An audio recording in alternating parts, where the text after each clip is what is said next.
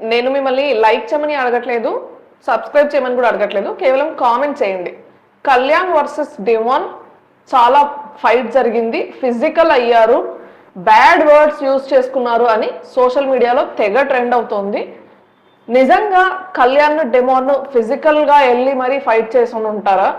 అలా అయితే red card వచ్చి వాళ్ళని ఇమ్మీడియట్ గా హౌస్ లోంచి తరిమేస్తారు. వాళ్ళిద్దరూ అంత ఇమ్మెచ్యూర్ గా ఉంటారని, అంత ఫూలిష్ గా బిహేవ్ చేస్తారని నేనైతే అనుకోవట్లేదు. మీరు అలా అనుకుంటున్నారా ఏమైనా? దీని గురించి కామెంట్ చేయండి. ఇక నామినేషన్స్ విషయానికి వస్తే ఈ వారం నామినేషన్స్ చాలా ఫుల్ ఫైర్ ఉందని అందరూ చెప్తున్నారు.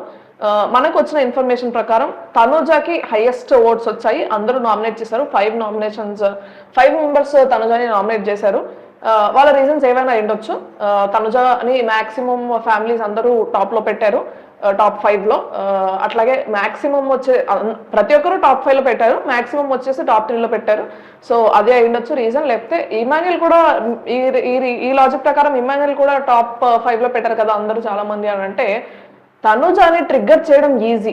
తనుజ ఈజీ టార్గెట్, కోపంలో అరిచేస్తూ ఉంటది. సో తనుజాతో పాటు ఇంకా ఎక్కువ రైవలరీ పెట్టుకుంటే వాళ్ళకి బెనిఫిట్ అవుతుందని ఆలోచించుండొచ్చు. ఇదంతా వాళ్ళ గేమ్ ప్లాన్, స్ట్రాటజీస్ అనుకోవచ్చు. డిమాన్ కి కళ్యాణ్ కి గొడవ అవుతుంటే రీతు కూడా మధ్యలో వెళ్ళి దాన్ని ఇంకా ఎక్కువ గొడవ చేసిందని, గొడవ ఎక్కువ అయ్యేలాగా పెంచింది అని డిమాన్ కోసం రీతు స్టాండ్ తీసుకుంది కళ్యాణ్ కి అగేనెస్ట్ గా అని.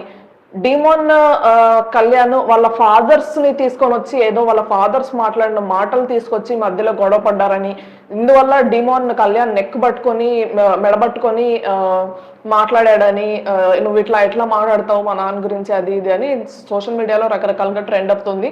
ఇది నిజం అయి ఉండొచ్చు, లేదా పిఆర్ స్ట్రాటజీస్ అయి ఉండొచ్చు.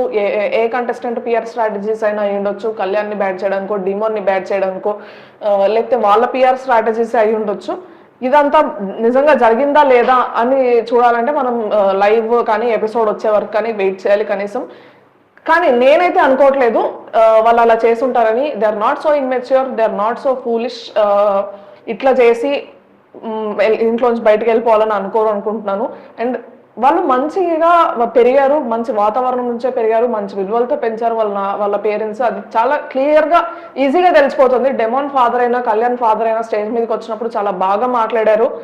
వాళ్ళకి చాలా మంచి పాయింట్స్ చెప్పారు. చెప్పాలంటే ఇద్దరు డిఫరెంట్ పాయింట్స్ చెప్పినప్పటికీ మీనింగ్ అయితే ఒకటే. మీరు న్యాయంగా ఆడండి, నిజాయితీగా ఆడండి, మీ గురించి ఆడి మీరు గెలవండి అని చెప్పారు. ఎవరితోనూ ఎవరి గేమ్ని నాశనం చేయకుండా, లేకపోతే ఎవరితో పెట్టుకోకుండా మీకోసం మీ గేమ్ మీరు ఆడుకోండి అని చాలా క్లియర్గా బాగా చెప్పారు. మరి చూడాలి ఏం జరిగింది అన్నది. తనుజ, దివ్య, భరణి ఈ ట్రయో అసలు ఎప్పటికీ అది కొనసాగుతూనే ఉంటుంది అనుకుంటా. అది నెవర్ ఎండింగ్ అనుకుంటాను. భరణి తనుజని దివ్యని నామినేట్ చేయడం, బర్నీ గారికి తనుజ దివ్య తప్ప ఇంకొక ఆప్షనే ఉండదు అనుకుంటాను అసలు నామినేట్ చేయడానికి. ఎప్పుడు చూసినా వాళ్ళిద్దరిని నామినేట్ చేస్తూ ఉంటారు. ఆయన హౌస్లోకి తిరిగి వచ్చిన తర్వాత నుంచి వాళ్ళిద్దరు ఆయన టార్గెట్. ఎవరైనా ఆయనను నామినేట్ చేసినప్పుడు మాత్రమే ఆయన తిరిగి వాళ్ళు నామినేట్ చేస్తారు, లేకపోతే ఈజీ టార్గెట్స్ తనుజ దివ్య. మీరు నన్ను తీసుకొస్తున్నారు అంటాడు ఏమన్నా అంటే మధ్యలో. అలాగే పాట్ నామినేషన్స్ అప్పుడు ఇది జరిగింది. ఇమాన్యుయల్ బర్నీ నామినేట్ చేస్తే ఆయన తిరిగి వెంటనే ఇమాన్యుయల్ నామినేట్ చేశాడు. లేదంటే ఆ వారం కూడా ఖచ్చితంగా తనుజను దివ్యాన చేసేవాడు. Safe nominations, easy bet. ఎందుకు అంటే అందరూ తనుజ దివ్య మధ్యలో బర్నీ నలిగిపోతున్నారు అనుకుంటారు, కానీ తనుజ బర్నీ మధ్యలో దివ్య నలిగిపోతుందా, తనుజ నలిగిపోతుందా అని ఎవరు ఆలోచించరు. ఎందుకు? ఎంతో కొంత తనుజ అర్థం చేసుకొని కొంచెం దూరంగా ఉంటూ ఆయనకి కొంచెమైనా బాండింగ్ ని తగ్గించేసి తన గేమ్ తను ఆడుకోవడం, తను ఏదో చూసుకుంటోంది. మరి బర్నీ ఎందుకు నిజంగా అంత నలిగిపోతుంటే ఒక్కసారి చెప్పొచ్చు కదా, గట్టిగా చెప్పుకోలేడా, స్టాండ్ తీసుకోలేడా? నువ్వు ఆడొద్దు, నువ్వు నాతో రావద్దు, నువ్వు నాతో మాట్లాడొద్దు, నీ వల్ల నా గేమ్ స్పాయిల్ అవుతుంది, లేకపోతే అందరూ ఇట్లా అనుకుంటున్నారు అని దివ్య గట్టిగా చెప్పలేడా? దివ్య కూడా కరెక్ట్ గా అసలు దివ్యకి ఎన్ని హింట్స్ వచ్చాయి వాళ్ళ ఫ్యామిలీస్ నుంచి అసలు అర్థం చేసుకోకుండా అయినా కూడా ఇంకా బర్నీ వెంటే పడుతోంది అంటే నిజంగా అది గేమ్ స్ట్రాటజీనా, లేకపోతే అర్థం చేసుకోలేని ఇమ్మెచ్యూరిటీనా? చిన్న వయసు కాబట్టి ఏంటో అసలు అర్థమే కాదు వీళ్ళది. తనుజాని నేను ఎప్పటికీ క్షమించను జీవితంలో అసలు. ఎందుకు అంటే ఒక మనిషికి అంటే ఇష్టం లేకపోయినా కూడా వెంటబడుతున్నావు అని ఎట్లా అంటది. మీరు చెప్పారా తనకి నేనంటే ఇష్టం లేదు అయినా దివ్య నా వెంటబడుతుంది అని బర్నీని అడిగితే బర్నీ నో అంటాడు. కానీ నాకు ఇందాక గుర్తొచ్చింది, చాలా కోపం వచ్చింది బర్నీ పైన ఆ విషయంలో.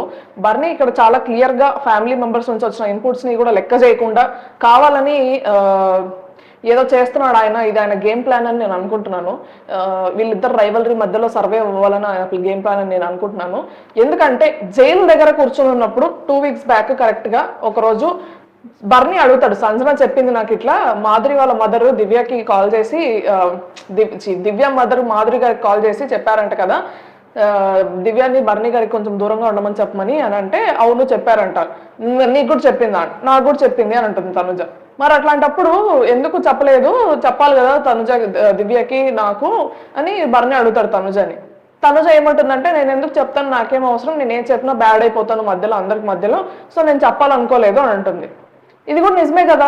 అప్పుడు ఏమంటాడంటే బర్నీ, అవును నువ్వు అబ్జర్వ్ చేసావో లేదో, నేను ఇంట్లోకి వచ్చిన తర్వాత బ్యాక్ మళ్ళీ కొంచెం దూరంగా ఉండడానికి ట్రై చేశాను, దివ్యకి డిస్టెన్స్ మెయింటైన్ చేయడానికి ట్రై చేశాను, అమ్మాయి వచ్చి నాతో మాట్లాడుతుంది, అదే అంటాడు.